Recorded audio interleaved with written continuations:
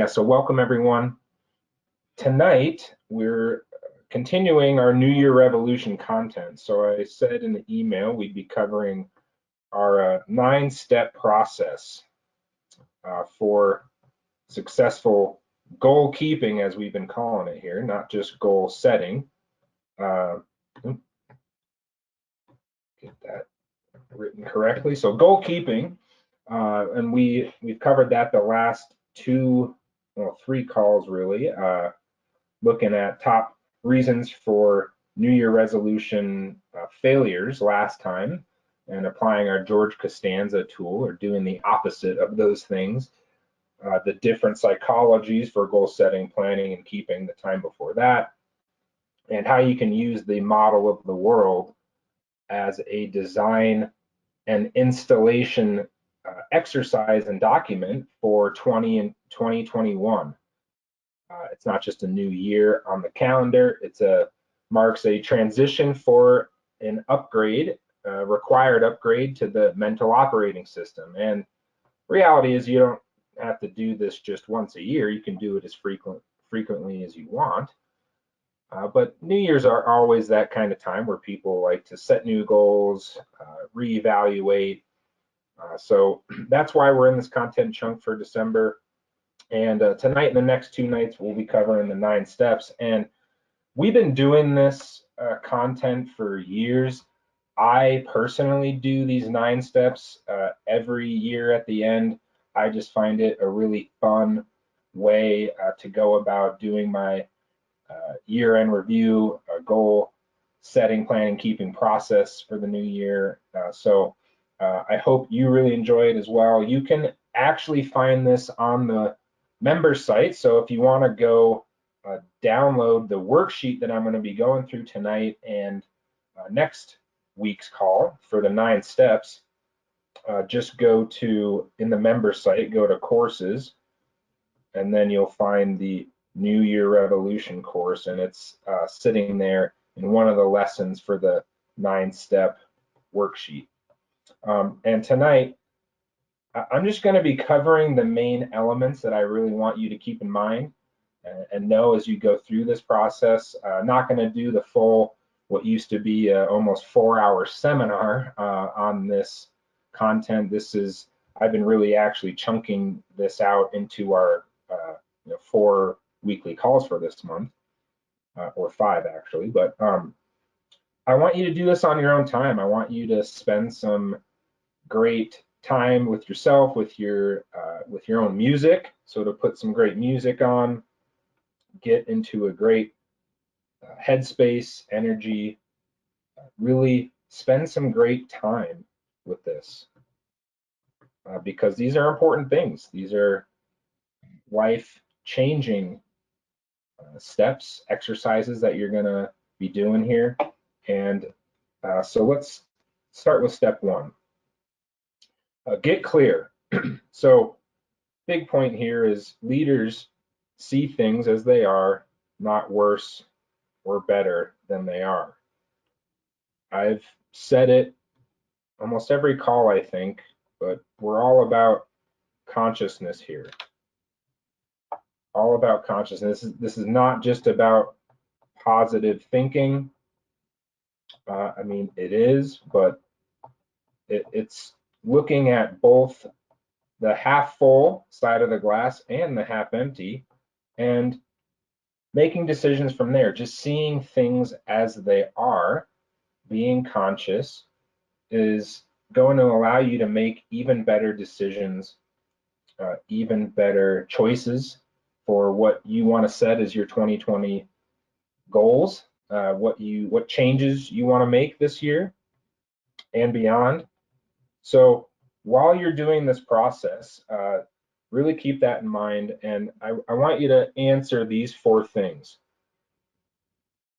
What you love, what you hate, what challenged you, and what gifts and lessons you found this year. Now, that's you might find a lot for maybe the last 3 items for this year, but this is where we really get to apply our association and dissociation tool. So what most people tend to do in any sort of review process is, maybe spend 3 minutes on the positive, and if we're spending an hour on this, 57 minutes on the negative. That's not what we want to do. Really spending more time on the positive, to flip-flop these even, associate to the things that were awesome, the things that are great, take a dissociated look and not getting so worked up or, upset or,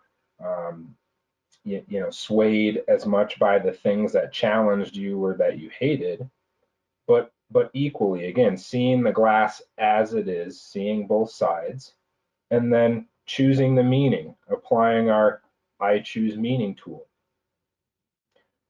For, again, what meanings you want to create out of the data points of the year, what this year meant to you. But this is a great review process, and this is actually basically the Kanai tool, which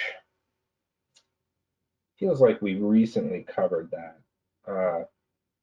But it's an acronym for constant and never-ending improvement. It's actually a Tony Robbins tool, but it follows the same kind of process of what's awesome, what could be better, or what could be even better, implying that everything you're already doing is the upgraded form, as good as you can with the tools that you have, with the software that you currently are operating with.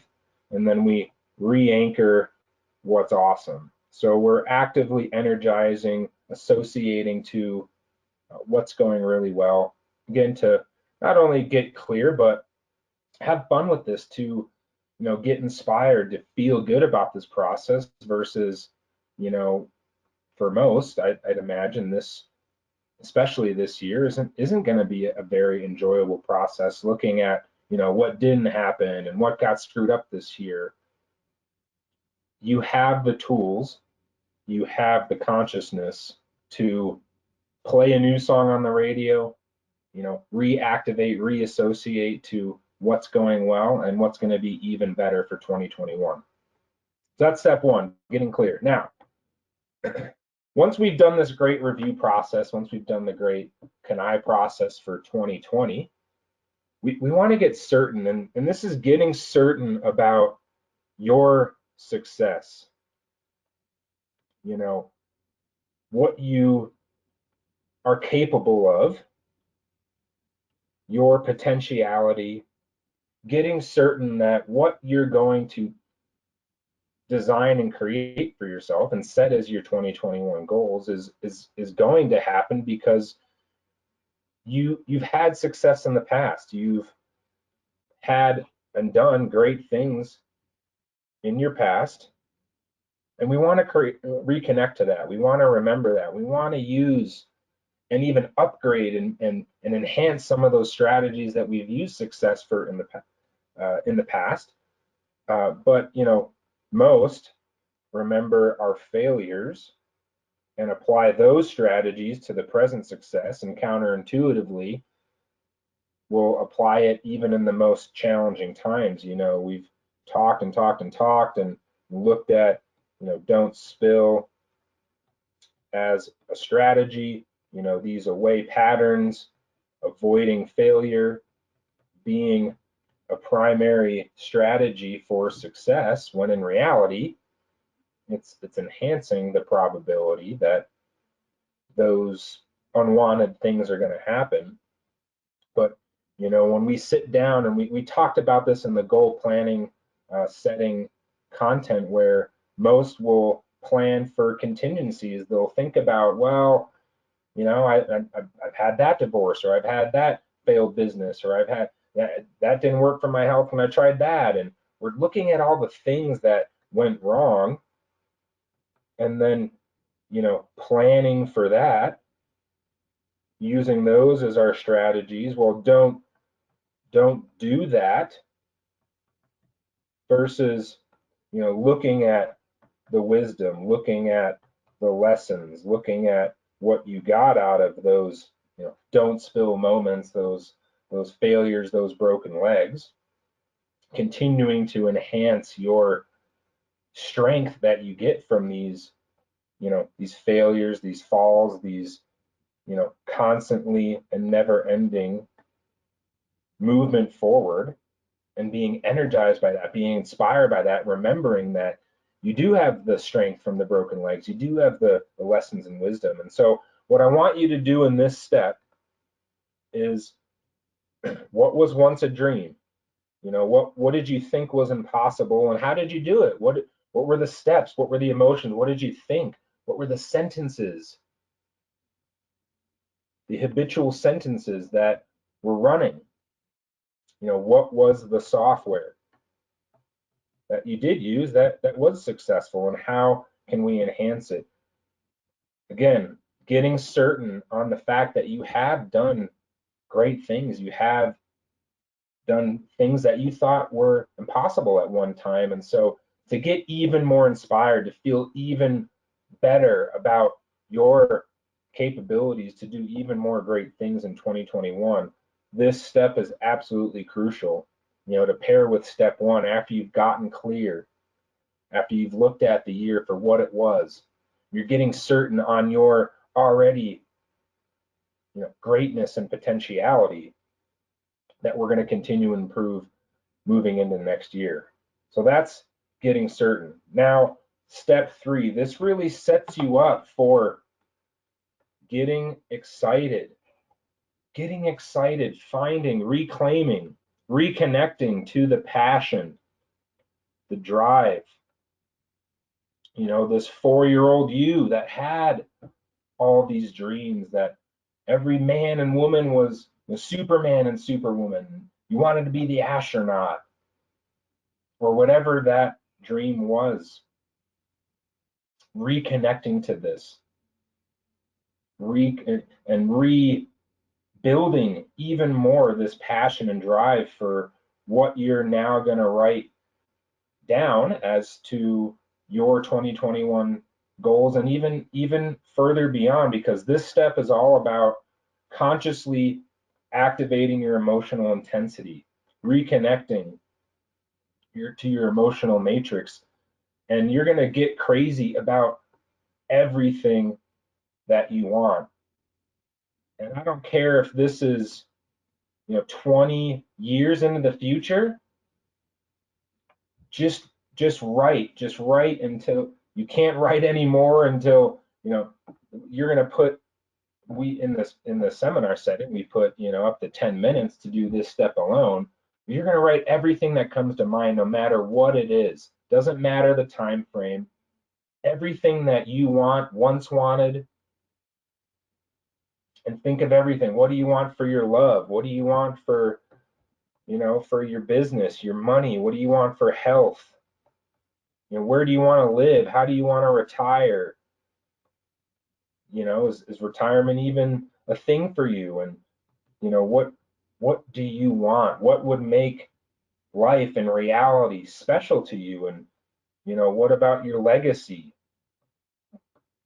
So again, just getting crazy about all the things that you've thought about, all the past years, everything moving forward.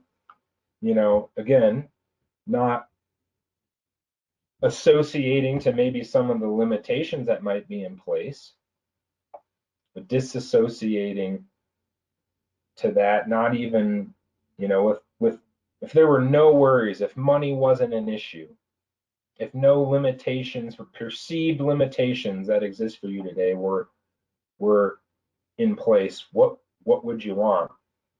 And then you're going to write next to those things, 1 year, 2 to 3 years, 5 years, 10 years, and 20 years. And what to keep in mind here, again, what we mentioned last time, the 1 year, 5 year quote, which is people overestimate what they can do in 5 years, overestimate what they can do in 1 year, underestimate what they can do in 5 years. So keeping that in mind as you look at all of these things that you write down, now applying a time component, you can see we are starting to add in a smart element to this process. But again, after doing this, if you do this right and you're putting on your favorite music, you're really connecting emotionally, you're getting goosebumps, you should feel awesome after doing just these 3 steps alone. Step 4, you're going to get focused. So now, again, keeping in mind that quote, you're circling the top 5 that you want to do this year. You know, what would juice you to jump out of bed every morning, energized, ready to go, go to bed exhausted because you've taken massive action, but victorious, and maybe you didn't get everything on your to-do list, but it was even more than we're doing this year, and you're just taking massive action towards your goal. What would inspire you to do that? What would be those 5 things?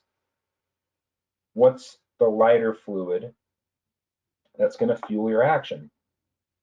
So you're going to circle those things. And the last one I want to cover tonight, because this is going to be your homework, and I really want you to spend some great time on this. Taking the holiday season, taking maybe some off time, taking this weekend between now and next Tuesday. This is so vital. Maybe the most important step in these 9 here is getting committed, but you're gonna write down, why must you do this? Why? I said last time, this was one of our 10 things. People connect more to the hows than they do the why. The hows always reveal themselves when the why is powerful. The why, you'll find the hows, you'll find the ways to do it if your determination, your drive, your reasons for doing these things are very clear. So you're gonna write that down. You're gonna go find someone, could be your spouse, could be a friend, and you're gonna tell them your why. And I really ask them, no, tell me, I want your honest feedback here. What's your feedback on this? Do you feel it? Is this powerful? Does this give you goosebumps? I want to know. Do you feel, the power? Do you feel like this is a powerful enough why for me, and this is going to fuel me? What do you think? And if you're looking for someone, I'll find you an accountability buddy. We've got our new mastermind program coming up first week of January. You get an accountability buddy. You can share your why with them, but ask their feedback. Or record yourself, better yet. Record your I have a dream speech, record your why, and ask them, does it give you goose pimples? So that's the first 5 steps. I'm gonna stop it there for the content tonight, but this is your homework. You got a lot of great work to do here with just these 5 steps. Getting excited, getting clear, getting committed with your why. And man, I would love to, for next Tuesday, hear a why from all of you.